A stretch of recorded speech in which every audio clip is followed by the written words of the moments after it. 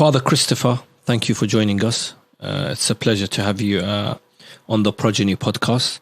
Considering you are a priest, what made you get into studying and lecturing about Islam? It started really with Fatima, Lady Fatima, because I was researching Hussein, and of course you have to then read about his mother. Yeah. And I was quite shocked that there's so much devotion to Fatima and so little written about her. She was a real person and played a fundamental role in the very start of the preaching of the Prophet.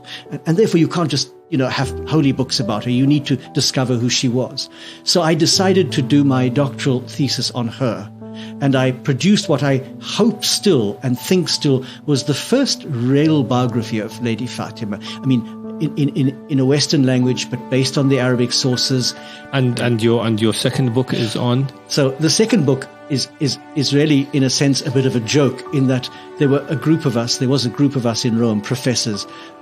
All of us have doctorates in Arabic Islamic studies. So we were sitting around a table at lunch, basically complaining that the Muslim scholars are not writing about the women of Karbala, for example, substantial work. And we each decided that we would take a female figure and produce a proper biography. So, of course, I took Zainab. I said, I know her mother. I'm going to now do her. None of the others were serious. So none of the others actually did anything. The book is called Half of My Heart because there was a lament that Zainab sung, I think, on the day of Karbala myself. Some of the historians put it later, but I think it was on that very day when she saw the body of her brother and his companions unburied.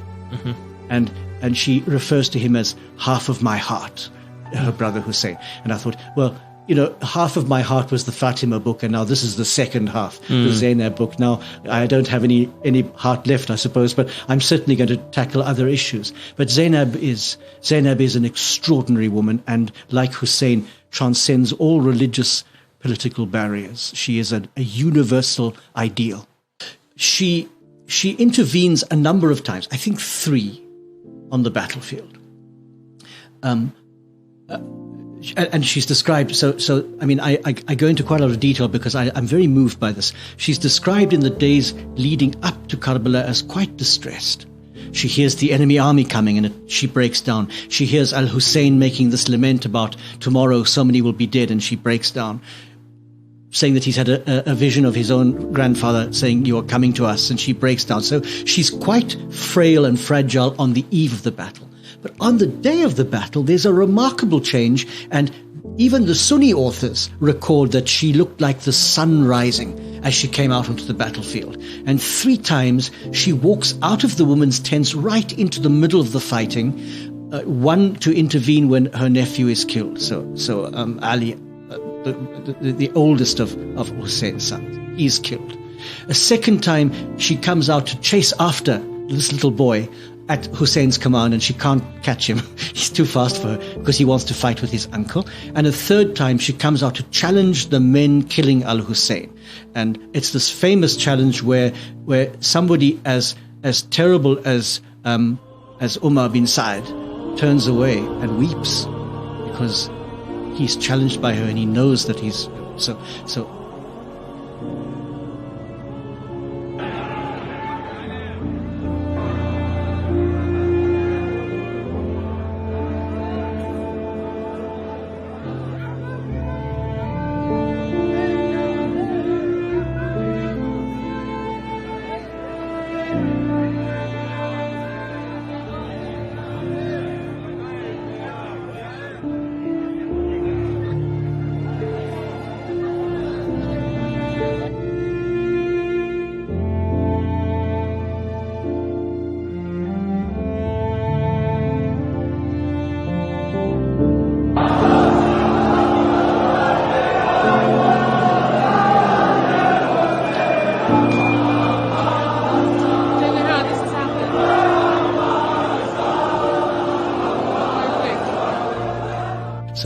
So in that sense, she is of great importance, but even more important after the battle because, and this is where I get into trouble, because she was for a short time the leader of the Ahl Bayt. There's no doubt about that.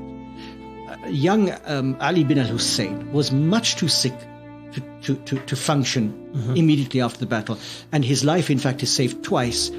She saves his life later on in the court of where they're before Ziyad, but that's later on. It's that period of days after Karbala, from the journey between Karbala to Kufa to the court of Yazid, to Damascus. That period, however long it was, and it's difficult to know how long it was, when they were being interrogated and ill-treated, she was the pole around which everything revolved. Absolutely. And there's a particular moment where her nephew, Ali bin al-Hussein, says to her, "Be quiet now, let me speak." And that for me is the moment when he takes his place as imam. He's imam, but when he actually takes his place and takes over leadership of this group. But until then, it is Lady Zainab. And I always defend this by saying, she's not a woman with masculine virtues. Bravery is not a masculine virtue, it's a human virtue. So we don't want to say she was as good as a man. That's a terrible thing for me. She was an extraordinarily powerful woman who betrayed all the great virtues, by betrayed I mean showed forth all the great virtues that are equally right in women as in men. Bravery, courage, the ability to speak with great articulation against injustice. And in a sense, she functioned as the leader of the House of Islam.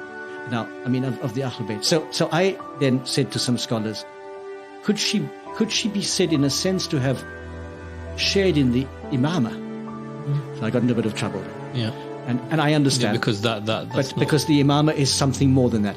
But she certainly possessed some of the qualities that are crucial to imama. She did.